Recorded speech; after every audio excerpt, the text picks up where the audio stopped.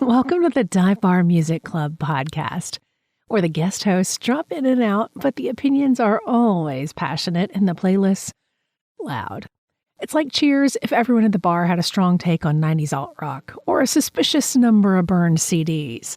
Around our table, you'll find an emerging touring songwriter, a former cult band favorite whose work since then is even more interesting, a portrait photographer with a not-so-secret metal penchant, a record store owner who learned about Swifties the hard way, a retired folk singer who regrets nothing, and a zine maker with more cool music projects than we can count.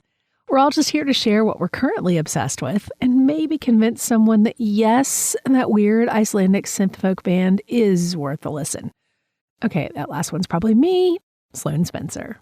It's Dive Bar Music Club. Low-key, high taste, happy hour for music nerds. Welcome back to Dive Bar Music Club. I am your host, Sloane Spencer, and we are the low-key, high taste, happy hour for music nerds. Got a fun hangout going on this evening, and one of our regulars has popped on by who I want to be sure to get to spend a little bit of extra time with today. But we've got Kim Ware, Cary, Amanda Miles, Rachel Cholst, and me, Sloane Spencer. So, hey, everybody. Thanks so much for being with us this evening. Hello. Hi. So, Cary, I'm so glad you're going to be able to join us this evening. And you and I have connected a few times lately, and you've had a ton going on with your visual art. Everyone who hasn't caught up can go back and hear that bio episode where we talked about your needle prints. But you completely surprised me this week with a new song. What have you been up to? Yeah, I surprised myself by saying yes to doing that. I've been sort of, as I have told you, the stage has not been calling to me, nor has the microphone. But when Chris Stamey asks, you say yes, because that's just how it is around here. And I think, in response to there's not even a strong enough word to describe the horrors of our current time. And Chris really wanted to put a song out quickly. And he had, I don't know when he did this, he reset the poem that is inscribed at the base of the Statue of Liberty. He made it into a beautiful set to a beautiful melody, sort of a folk song that he says he was thinking about Pete Seeger, who would, do these songs that were meant for people to sing along with, and for anyone who wanted to take up and sing. And he asked me to sing harmonies on it, and we did that really quickly and got it right out into the world. So that's what we're talking about. And the song is called New Colossus, and you should be able to find it on YouTube pretty easily with Chris Stamey's name or my name or the name of the song. Yeah, it popped right up. I wasn't sure. I was just, I have a love-hate relationship with social media, and I happened to be on, and I scrolled, and it popped up, and I was like, did I see that right? Wait a minute. And I clicked, and I was like, whoa. And I love the hearkening back to Pete Seeger and just the concept of that with the sing-alongs. I've spoken on a couple of the other episodes. I grew up in a church that used a lot of sing-along songs from the Black hymnal and with Lift Every Voice and Sing. And so that tradition, and it went up through music from late 60s, I guess, was something that I grew up with a lot of. And so when I listened to what you all created, I was like, oh, this is familiar and fresh and so needed right now. So I'm so glad. We've had a lot of conversation about that. Thank you. Protest music is actually how I kind of connected with you way back with the North Carolina Music Love Army. Yes, indeed. Yeah, it's, it's some of the hardest music to write. It's so fraught with danger of being too everything. So it's hard to do it well. And I'm glad that I feel like some of that Love Army stuff did balance properly on the scale of whatever that is. Yeah, absolutely. Well, so what else have you been listening to lately?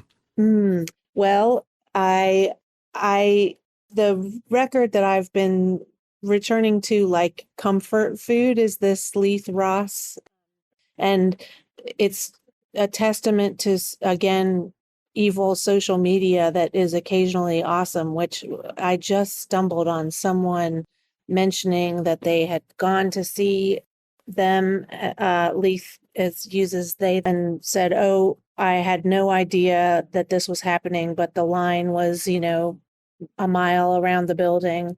And so I just got curious, and it's so cool how that can happen now. And it didn't used to could happen that that just a little trickle from the universe can give you a record that, I don't know, changes your whole world. It's really cool. And I've been going through some sad times in my life, and this record turns out to really be like balm for me. And it also has had the effect of making me feel a little bit more like I would want to make a record that sounds something like this. So it's been really meaningful to me. Yeah. I was not familiar with Leith at all. And what really hooked me was I really like the change sonically when you get, just into it. At first you think you're getting one thing, and then it's like, boom. And you're like, oh, okay, this is where we're going. Yeah, me too. I love a song with parts, distinct parts, if they work together. I mean, not everyone can get away with it, but this one, yeah. And plus pedal steel and like beats. Wow. It's a really, really cool use of pedal steel, in my opinion. For sure. Yeah, not a musician that I was previously familiar with. Have any of y'all been familiar with Leith Ross music at all? I've heard that song, and I cannot figure out from what maybe just like the algorithm, but yeah. Your algorithm serves you right though, Kim. I know, it really does. But I was like, this sounds so familiar. And then I love that change too. And when that change happened, I was like, oh yeah, I've totally heard this, and like probably liked it and added it to my collection. Just didn't really, didn't know the name Leith. So yeah, it's great. And I think they're really young. I'm not sure. I thought I heard someone on this podcast mention them. It was me. Okay, there you go. So we have mentioned it before. Yeah, but we didn't have a conversation. Oh, interesting. Okay.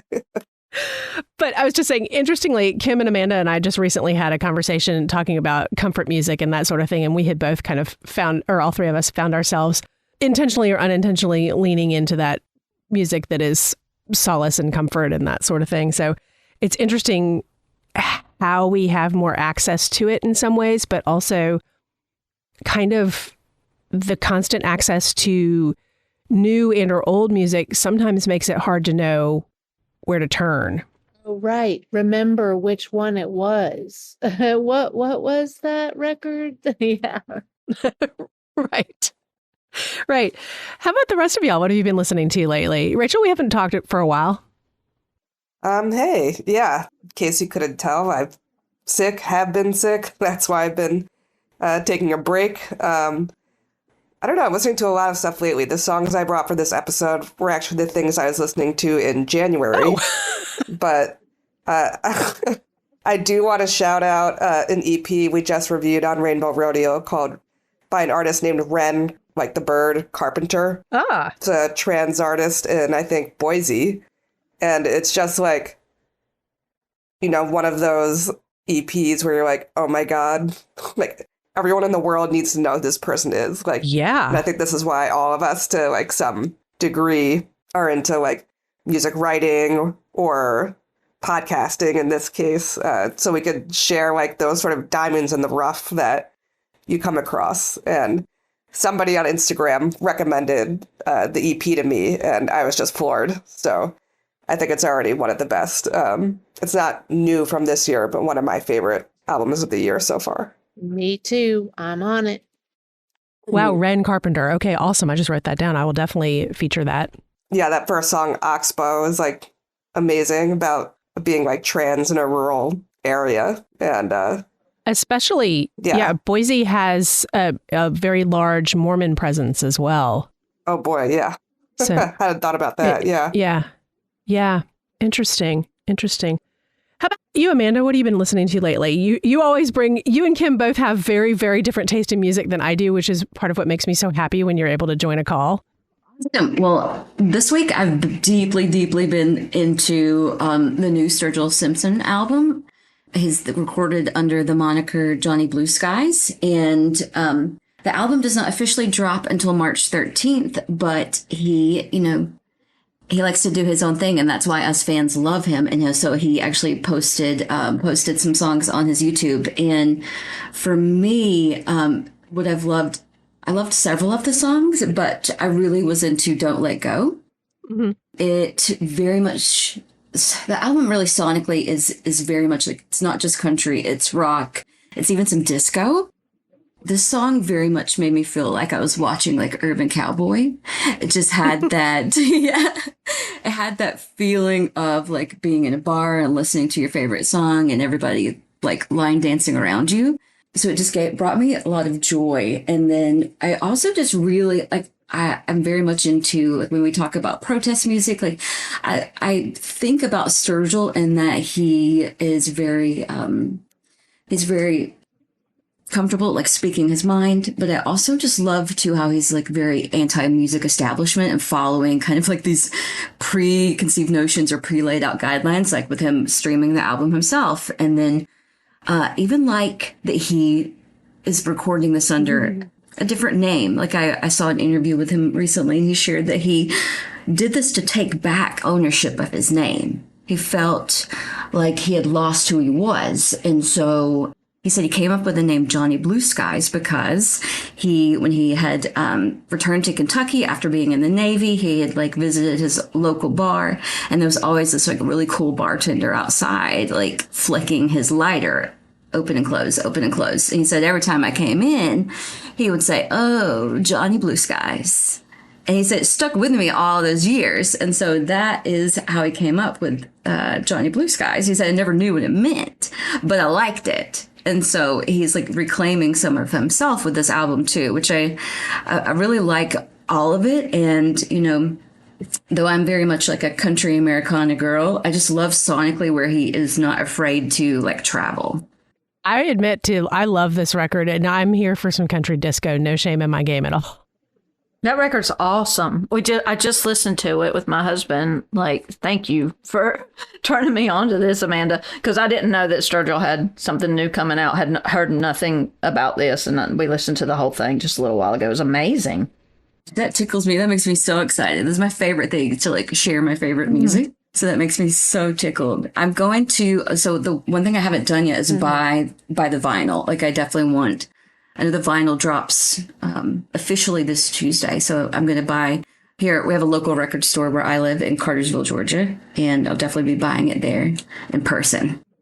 Little side note, if for some reason y'all are ever looking for physical vinyl that you can't find at your local record stores, and because some things they can't order, like there's only certain allotments to the store, you can order online from Charles's store, Driver 8 Records in Fort Collins. I have ordered a couple of, I wanted like a particular colorway of a record from somebody, and he was like, we have one here, I can ship it to you. And I was like, sold. Awesome. Good to know.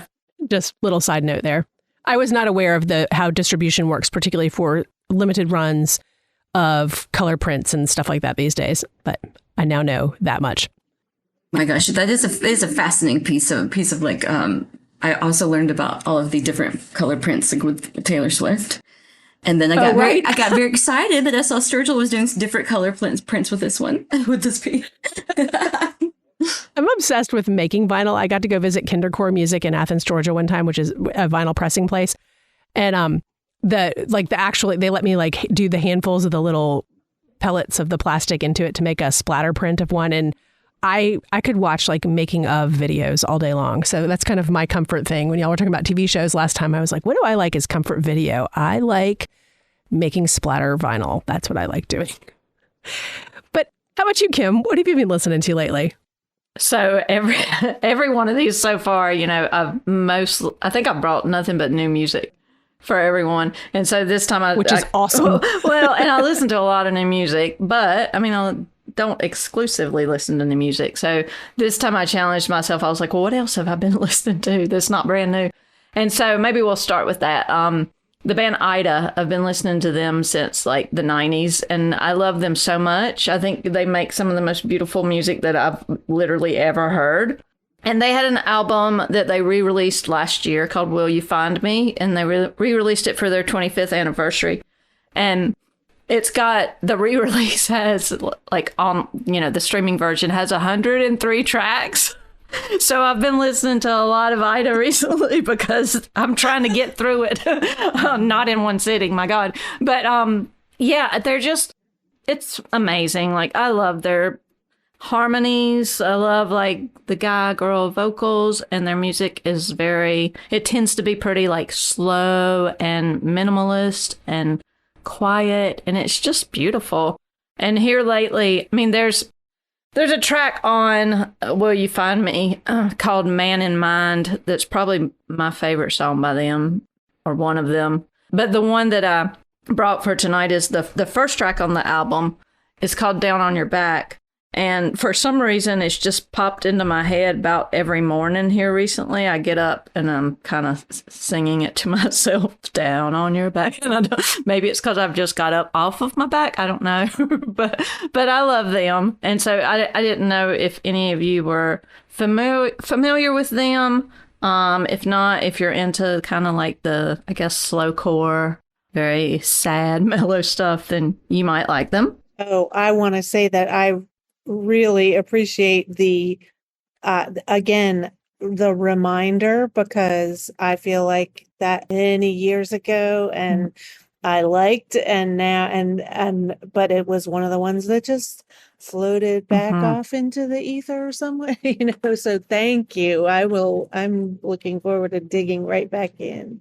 Good. Yeah, they're so great. And I hate that, I guess they toured, I think, last year. I don't think it was a whole mess of shows, but they did do some shows. I think it was last year, probably in conjunction with this release, and I didn't get to see them. I've never seen them live before, and I've been listening to them, like I said, since the 90s. Love them. I have a question about the 25th anniversary re-release, because I was not familiar with this band at all, and you mentioned the 103 songs or whatever on it. Do you feel like they pulled things that super fans are going to be excited about, or was it like demo version 1, demo version 2, demo version 3, or like what approach did they take with that? Yeah, just a bunch of different stuff. I mean, I was excited because like they hadn't really been super on my radar here lately either. And then when I saw that they were re-releasing it, I just kind of thought, oh, it'll be the same album with maybe like, I don't know, a handful of additional tracks. But I mean, it's a lot. It's a whole bunch of demos. It's some live stuff. It's some songs I wasn't familiar with. It's a bunch of like live from different radio station stuff, or at least, WFMU, I think. That might be it. So yeah, a bunch of different stuff. I mean, there's so much stuff that, it's hard. It's hard to get through all of it. So, and I don't think I've listened to the whole thing yet, every song on it. But I mean, I'm sure that there's some stuff to be excited about, I would think. And there's probably some stuff that you don't give a crap about also, because there's so much. My feeling is that it's a way to probably help pay the bills. Yep. As a member of a band who had a lot of outtakes that were all pretty, so let them. I may be the cynical voice on this conversation, on this topic. I'm curious for all of y'all, if you have feelings about anniversary releases or repackaging, or however people want to do it. So I'm thinking of the various versions of the Replacements records that came out over the last few years with remixes and then extended releases and things like that. Do you all have feelings about that for bands that you have loved in the past that are coming out with a new release that may or may not contain quote unquote new content? I have a theory that a band like Ida, and I don't know, Caitlin, tell me what you think about this, but I mean, we're all getting older, right? And I wonder if it's kind of like they have a certain nostalgia for their catalog. And so it's like I would think it probably excites them, just like the idea of, oh, wow, we've got all this stuff laying around. Let's just put it all out there. I don't know. I think that's really cool. Amanda, you look like you had some thoughts on this.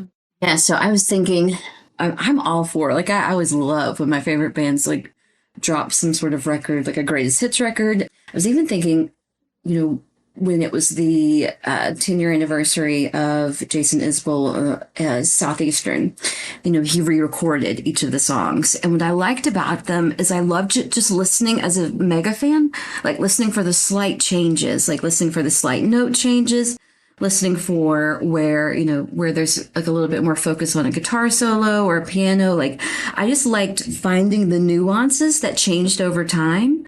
And then sometimes I even think that there's improvement. Like, I know with him, he had done, vocal work, and I just felt like his voice had grown and changed so much. So it was also really cool for me hearing those changes. But I'm very much the same way. Like, if I'm a fan, I want to support you, and I want to support you, whether it's, a re-recording or a greatest hits record. Like for Tom Petty and the Heartbreakers, it doesn't matter how many times they put out a greatest hits record. I'm going to buy it every time. I'm going to buy every single one.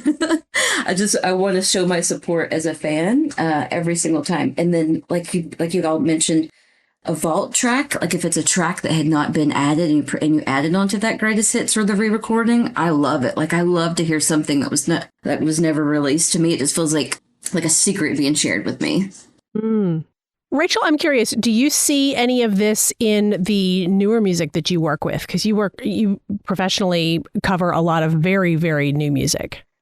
I'm noticing a trend where people are re-releasing like deluxe, quote unquote, versions of their albums like a year or two after the initial album was released.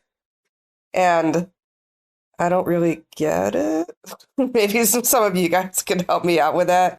It just feels like the album hasn't had enough time, like, to marinate, to, like, get that excited. But on Rainbow Rodeo, I just ran a piece by an artist and a journalist who were, like, discussing how the tracks on their album that they reissued as a deluxe, even though it's only a year old, like a track by track of how each song, like, aligns with a different monster from Buffy the Vampire Slayer. But I noticed that, again, the deluxe additions to the track were like live recordings or sessions recorded for like a radio station or something. So I don't know. I mean, songs take different shapes, I guess, the more you perform them. So, or, if you have a different group of people playing on each song, it might be interesting to hear how different, groups of people like change a song. But I don't know. I feel a little skeptical of it, honestly. And I'm not really sure as an editor how to cover it. You know what I mean? Like, okay, this album came out a year ago, and now you want me to cover it again because there's 5 new songs that are just the same versions of songs that were already on the album. Like, I don't know what to say about it. What do y'all think about that? It's a really good point. Like, when it feels that new, it does feel like, and I hate to say it because, like, I know, also, don't be mad at me, Swifties. But, like, Taylor's a really good artist that does that as an example of, like, okay, here's one version, and then here's, like, a deluxe version. Well, here's, like, a mega deluxe version, and then, like, just drops, like, 10 different versions over a year. And it just feels like just like a way to... a way to sell a lot, but it also just feels like it's taking advantage of your fans in some way. Yeah, you can say it, Amanda. It's okay. Like, I love her. Like, I really like Taylor Swift a lot, unapologetically. But I have to agree here lately. It's just like, oh my God. Like, how much more money can you make, really? And she's just putting out so much stuff that it has gotten to be a bit much. As far as like what you were talking about, Rachel, that's a good point about how the heck you would cover a deluxe version. I know for me, when I've put out, and I haven't actually done a deluxe version of anything that I've released, but I have talked to some friends about I've got some friends called the Yum Yum Tree. They're an Atlanta band about to release a new album, and they have so many songs. I think they had probably 20 some songs to choose from, and they wanted to put it on vinyl. So they're limited, right, to like 10 songs. And so I think, I can't speak for them definitively, but I think they were going to possibly do something like a quote deluxe version with like, well, if we would have had enough money to put out, maybe 2 vinyl records or whatever, and just add a few more songs to flesh it out a little bit more, perhaps. Or I could have it all wrong and they just might be putting out an EP. But I know I have thought of that in the past, doing something like that. Just if it's like, oh, okay, well, I wish I would have had space to include these additional like 3 or 4 songs, and I didn't. So I'm going to put it out like a year later. I don't know. I think now people are just trying to do anything they can possibly do to get it, because it's so hard to sell music now, and we're also inundated, and that I don't know that helps, because it's like here's more stuff.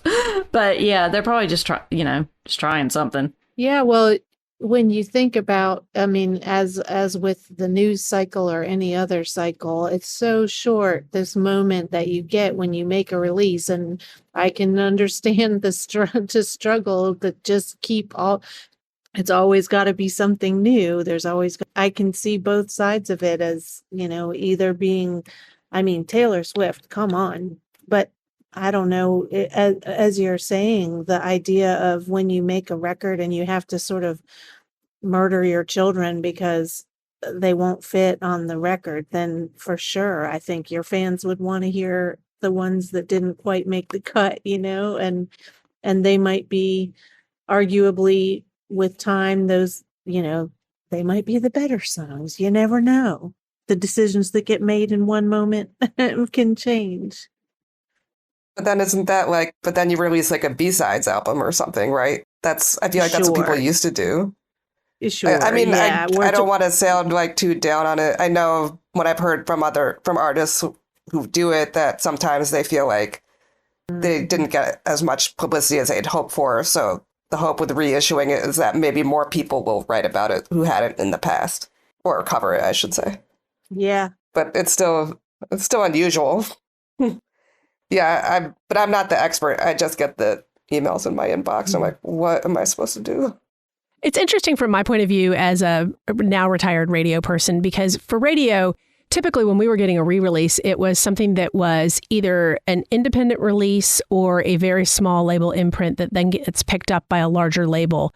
And so it would always have a couple more tracks added or a different version of the single re-recorded and put on the new version. And sometimes those were within short succession. So the first band that I was in radio that I remember this happening with was Widespread Panic's release of Space Wrangler that initially came out on Landslide Records, which was an Atlanta imprint, or more or less. And then later was picked up and they added a couple more songs when they released that version of it. But even all the way to some folks on the more indie end of the world, when Brian Wright's indie record, House on Fire, was picked up, they changed the album art, they added a couple more songs, they did a different version of the lead single.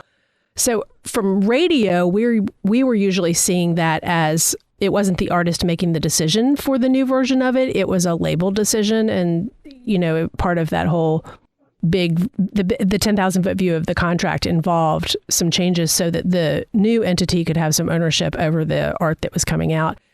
And what I'm now seeing is kind of on the other end of that time cycle of some artists from back in the day who are just now getting ownership back of their content through a variety of different ways, sometimes having to buy out what is the legacy of where the labels went over the years, but sometimes that whatever the timeline of that contract was has come up and they're able to buy back their stuff.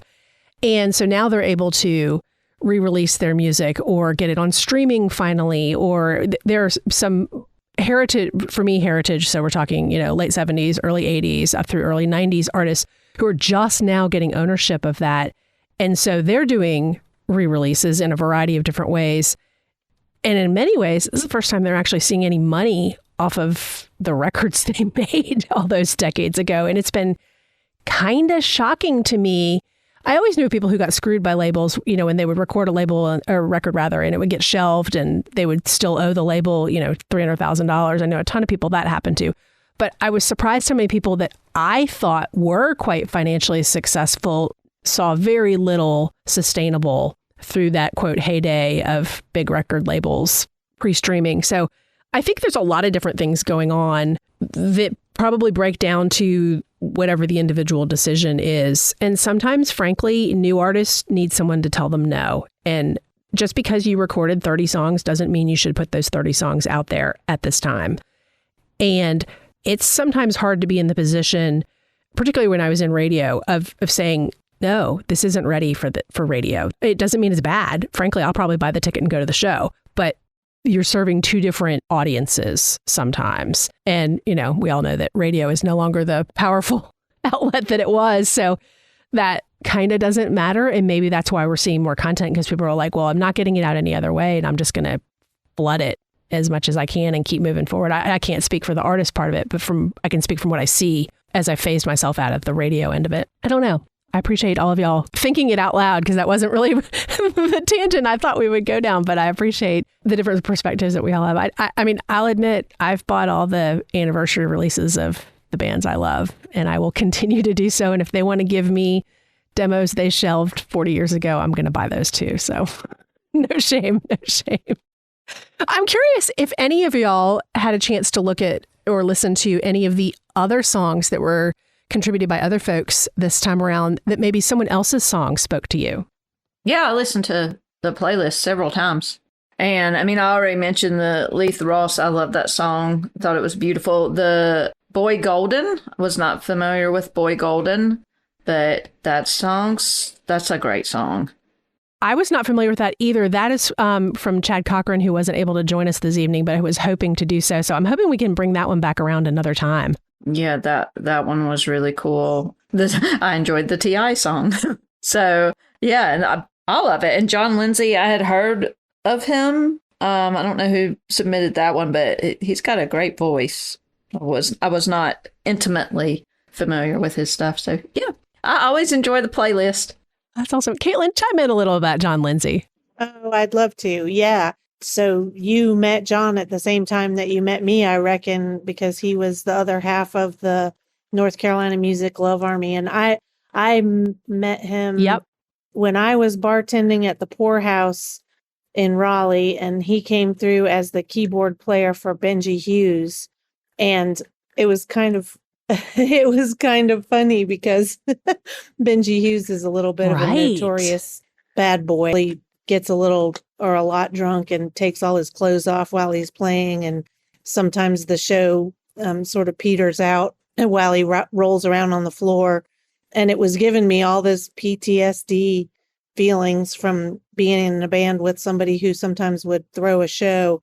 And and so I had a wonderful conversation with John Lindsay, sort of commiserating about that. But he is a wonderful songwriter in his own right, and he's like a pop master, and he does all of his own production. But he kind of ran away from music for a while and started a PR firm that has be really good at both the right brain and the left brain, I guess, or whatever.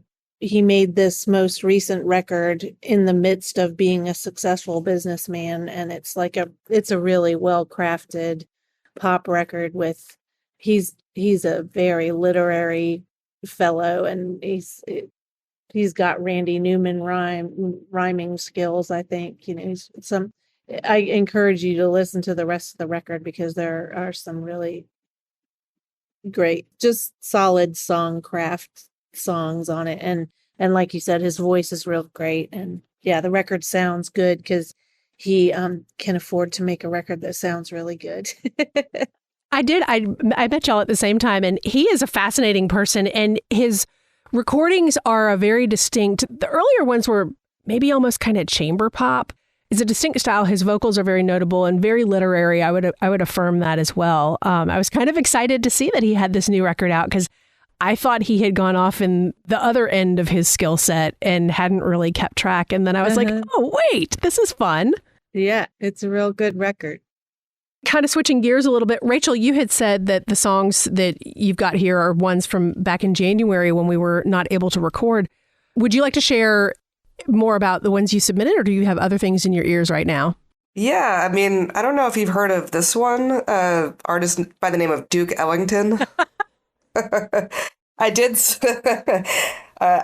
say in my bio episode I would bring in some jazz from time to time. So I listened to this live recording of his from Newport 1956, which is famous because it basically started a riot. And I'm sure some of you music history nerds might already know about this. But basically by 1956, Duke Ellington was already considered what we would now call like a legacy act. And I think he was looking for this as an opportunity to sort of reinvent himself and remind people why he was still relevant in the age of like hard bop that was starting to come to the fore. So I'm like reading the lore for this concert that was like caught on set, and anyone else who is knowledgeable about this, and feel free to jump in because you probably know more than I do, but they start the set, they can't find like a bunch of the band because they're off doing God knows what. So then they come back a couple hours later, finish the set with everybody. And I imagine some of those people might have found some inspiration somewhere. But the band goes off on all of these like freewheeling solos that get like the crowd so worked up. They're like dancing on chairs. The festival organizers, and I think even the cops and Duke Ellington, because you can hear it's all live, are like trying to tell people to like calm down. Then when the set's over, they leave.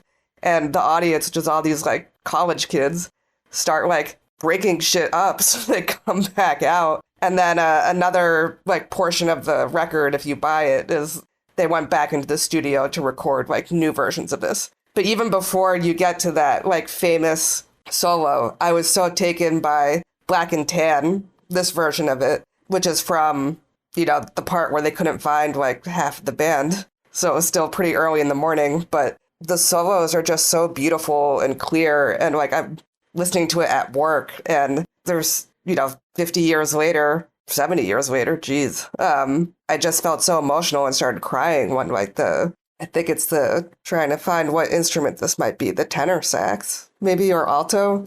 There's like a high sounding horn. I just started tearing up listening to it. So that's why I wanted to bring it here.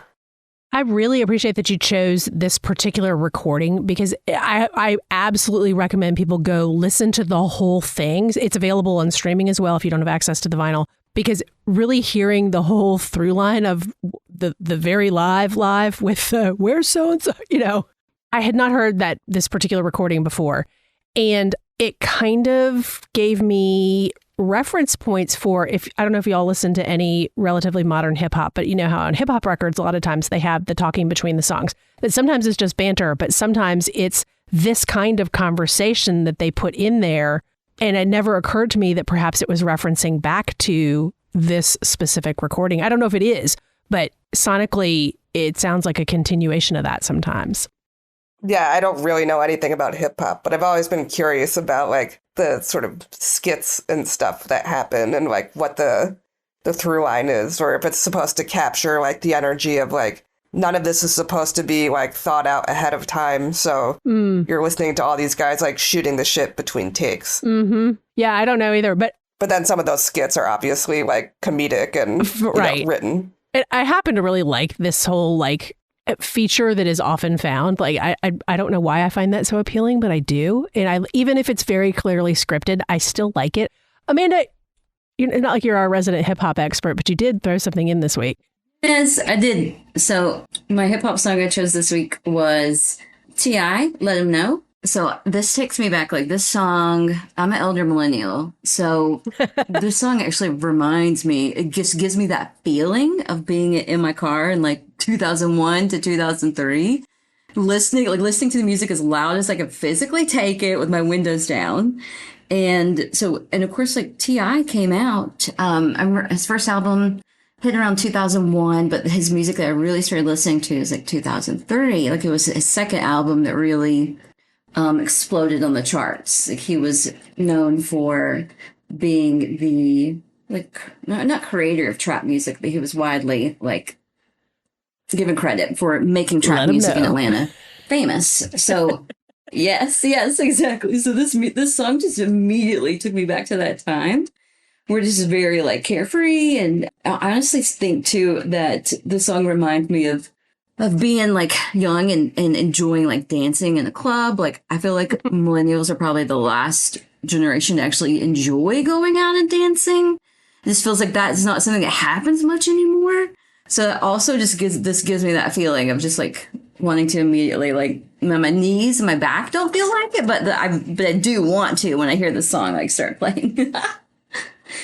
It also reminds me of like being, I think that TRL, like MTV, was such a big influence on my life at that age too, when I was like graduating high school or like and being in college. Like I think that that's a big part of like why when I talk to a lot of folks my same age, we all listen to a lot of different things, because we were listening to like rap next to rock next to pop. Like all of these genres were introduced to us in this way when they were actually playing music videos on MTV.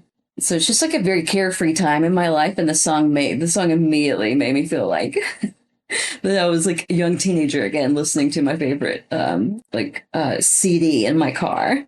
It's such the Atlanta sound, and it's long after I had moved away from Atlanta. But even so, like there's something about the melding of the beats they choose, and then the other instrumentation that comes in that like I can't always instantly say, oh, that's out of Atlanta. But certain things like T.I. definitely. And for me, I was more like into Outkast, because even more going back to bringing in different elements of music. And, 8 years prior to that, more or less. Yes. But yeah, that whole Atlanta scene really incorporated a lot of different genres of music and styles of music, and has continued to morph and take over the world in many ways, which more power to everybody. But I'm fascinated by the differences in how that sounds versus when I went off to college, folks were listening to West Coast rap that I had never heard before. And like I didn't have any reference points for it. Not that I was ever the audience for the music, but even now, not knowing T.I.'s work, I can hear it in like their reference points musically throughout the production. Oh, absolutely. Absolutely. I know that I hear a lot of folks say that you can always tell an Atlanta rap song, because like we take it, we're a little bit slower. Like the beat is just a little bit slower. Like they say they put the sauce on it. Like so, I think, and you could hear it a lot from the artists that are, were like part of the trap music scene, but like Ludacris, like Sierra, like a lot of the artists that had huge hits during that time. Like I just love hearing that slowed down beat. It's just something like different and special it's about interesting. it. Thank you. What else are you listening to, Kim? Gosh, well, let's see. Something new. I got the new Rap Boys on vinyl a few weeks ago, and I really love them. I became familiar with them, I guess several years ago. They had a tune, Go Outside, that I thought was just really fun. That was the first thing I heard from them. And when I heard they had, new album coming out, checked it out on streaming, and just pretty instantly loved it. The song that I submitted, I'm trying to remember which one it was. I know it was one of the more rockin' songs. The album is pretty rockin'. What's Right? That's the one that I submitted for this episode. And it's great. I don't know if you guys listen to it, but it's also got like an unexpected turn at the end. Like they rock out for a bit and then they bring it down, and it was interesting and unexpected. But I love that track. But there's another track on the album. I think the name of it is Just Want You to Know the Truth. And I started to submit that one because it's probably my favorite. But it's slower. It's very pretty. And it's just not really indicative of the album as a whole. But I've really, really been enjoying their vinyl, and it's interesting. I enjoy seeing things like this, like speaking of kind of like deluxe releases and such. Their vinyl it's 2 records, but the music only covers like the one and a half records, basically 3 sides of music. And then they have like some etching that I think it said was done by the band on like side B of record number 2, which is, kind of unexpected stuff, But yeah, I've been digging that a lot. It sounds great on vinyl. I'd never heard of this band. How about y'all? Nope. I'm just looking forward to learning more because I dug what I heard, and that's what this podcast is going to be good for me for, is finding new stuff. Same. I wrote about them for Adobe and Teardrops years ago, and then I kind of lost track of them, and I can't load the website right now to find out which album or EP I wrote about, but which is weird because usually I recognize the album art. But yeah, they've been coming. This album has been showing up in a lot of different places for me, so I put it on my queue to like actually listen to because I enjoyed them when I listened to them. I just lost track. Yeah, I think you'll like it. I enjoyed, the stuff from several years back as well, but I think that this is better. I think this is more cohesive and just like more rocking. It's really good. I really liked this record, and because I never would have found them if it weren't for you bringing it to us. So this is exactly why this whole entire podcast premise came around. So we do have all the different songs. So we've got a lot with 4 folks joining in tonight. So we'll try to get through everything, but I also don't want people to feel rushed. It's better for us to leave stuff off and wish we'd gotten there. But Caitlin, you brought someone else this time around that coincidentally we talked about in a podcast that is getting ready to come out that no one else here has gotten to hear. So you got a third person. Oh, Will Johnson, is that what you mean? Yeah. Yes, I know. Well, I was thinking of how to talk about it, and really it's like me and my husband are like really old now and really set in our routines, and one of the parts of that is we have our dinner together, and then the roles are that we slowly creak ourselves out of our chairs, and I go walk the dogs in the dark because I am always trying to avoid the heat. Well, not now, but you know what I mean? That's when I walk the dogs because I'm afraid of the sun. And he washes the dishes and plays this record every single night for now. I'm going to say it's like 3 months or something. And I come back in with the dogs and and it's always on. So when he does the dishes, and it is this. And so I hope Will would appreciate that. I think he might. I love this story. Well, and it has caused us to listen to a bunch more too, and to go back to old Centromatic, which was more of our like heyday time. We liked that band, but for sure, yeah, and this, but also to give the record its due, like this is really, I think, an artfully produced record where it's got every. I feel like they used all the instrument careful consideration, and his voice it's like the songs are just sort of orchestral in this way of it doesn't really matter what he's saying, but if you care to lean in, you're going to hear a really beautiful piece of poetry, a beautiful line, but mostly it's just like sounds to get lost in, for me at least. That's how, and I guess that's what Skillet's doing when he's washing the dishes. I don't know. I'm not there. I love this. So Rachel, I want to chime in with you. What else have you been listening to? Oh, yeah. Well, first I want to say about Will is he's on tour this spring with Magnolia Electric Company, and they're singing, I think maybe just, all the songs that they put out with Jason Molina, and I can't think of a better person to sort of take on that role as the lead singer. So I bought the ticket for the New York City show as soon as it came out. I don't usually plan ahead like that, but I was like, I don't know if this is selling out, but I'm buying 2. My wife doesn't want to come. I'll find somebody to drag with me. So yeah, definitely go do a little research on that. Will's been amazing, consistent for decades. So I guess one other song I'd love to shout out would be the Kendra Morris song, because the whole album is like this sort of retro, like 1960s soul kind of sound, but the songs are just like so funny and like not mean-spirited, but like that kind of like snide sort of sense of humor. But In My House is sort of like kind of a nicer one about just like what it means to really be at home And and her voice is crazy. So definitely go check that out, especially if you're into anything with an older sound. I really enjoyed the whole album, and if I'd listened to it sooner, it probably would have been on my top 10 for 2025. She can spit some lines, man. Wow, that is so fast. I'm astonished by anybody who can sing that many words and sound so great doing it. I really enjoyed that. I was not familiar with Kendra Morris at all, and we ended up listening to the whole record and just like, whoa, wow, this is great. And I'm one of those people that I hear the sounds first, and I don't hear the lyrics till after I listen a few times. And so I totally missed the pointedness of the lyrics the first like 3 times through, and then I was like, oh. I don't totally remember how I found out about the album. I think the No Fences newsletter would be my best guess. I'm way behind on reading that newsletter. Shout them out. They're on Blue Sky as well. Yeah, I don't read it every time.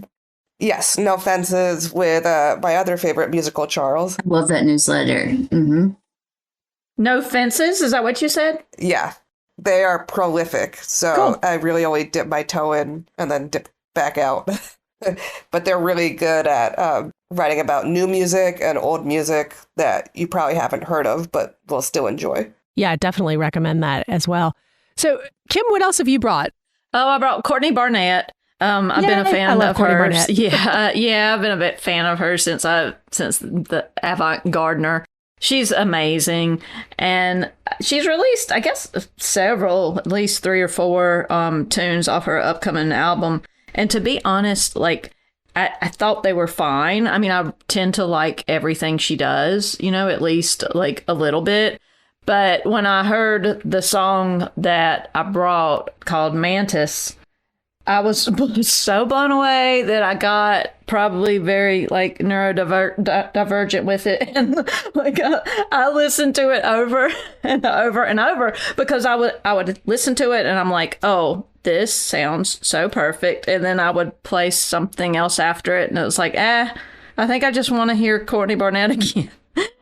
So I am crazy about this song. It might be my favorite thing that she's ever done. It's cool how it starts. Like, to me, it sounds a little bit like almost like New Order-ish or something that I was not expecting from her, Yeah, it's a change. It is. And then as it gets rolling, though, to me, it just sounds like a female Kurt Weill, which totally makes sense for her. And, right. and I love him too. So, and I love their stuff together. But yeah, it's a really cool song. It's got some great lines in it, like she always does. I love the coda thing at the end where she says something like, something about my head sorted, sorta. And I'm like, that's a really good, it's a good play on words there. So yeah, love her. I'm excited about the album. Yeah, I was surprised to hear kind of the growth. Go ahead, Caitlin. Oh yeah, I bet you were. It was much more lush sounding, I think, and just sort of more produced sounding in a way than the more raw sound that I'm used to from her. So yeah, I was very intrigued by it. I'm excited to hear the rest of the record. Mm-hmm. Yeah, I agree. The production on that track was really cool, and it was fleshed out. Like, there's bongos here and there a little bit, you could like barely hear some cool percussion stuff. Yeah. I also got a laugh out. I got a laugh out of the line. I think she said something awesome. Like, "There is no such thing as a perfect melody," and I was laughing because she doesn't. She clearly writes melodies, but she don't sing them.